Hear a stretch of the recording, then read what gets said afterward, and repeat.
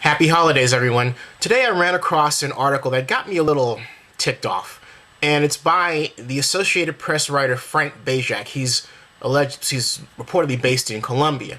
Anyway, the article is entitled, how does this go? Amazon pollution case could cost Chevron billions.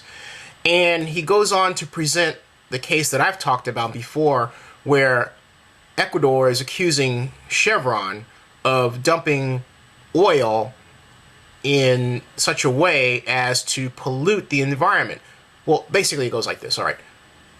Texaco, between 1968 and 1990, operated oil wells for the purpose of oil production in Ecuador. But the claim is that Texaco, which is now owned by Chevron, did not conduct the proper steps of environmental remediation. In other words, they didn't clean up the alleged mess they left behind. But this article misses the real story. And I've said it here before. From 1990 to present day, that's today, December 22nd, 2008, Ecuador, the state-run oil company of Ecuador, has ran and maintained those wells. And it has not done so efficiently. In 1991, there was an explosion. There were subsequent oil spills not properly reported in all areas, and not even in this report that's supposedly well written by Mr. Bajak.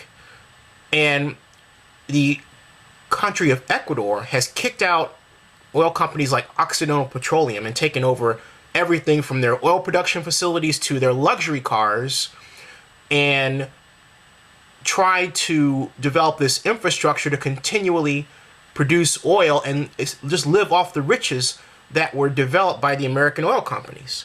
But get this, the poor residents of Ecuador don't see any of that petroleum money.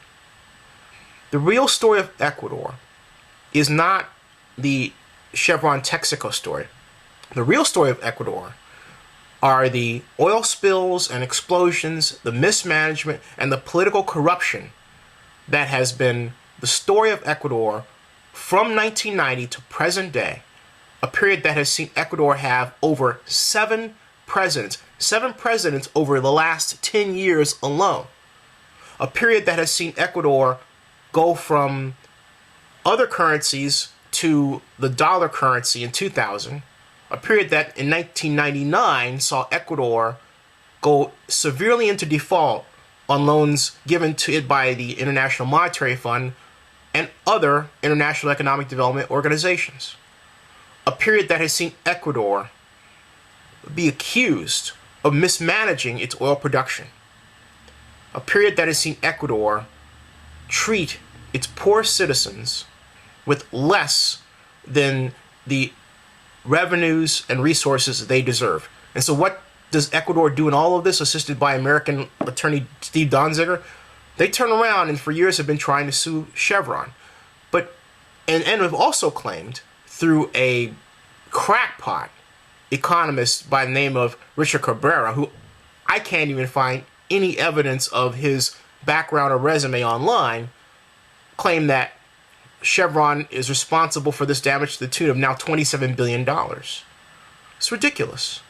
The reason why I'm upset about this article is because it's yet another example of a poor third world country attempting to extort money from a supposedly rich American company, in this case an oil company, when in point of fact the real story has been that country's poor economic development programs and its political corruption.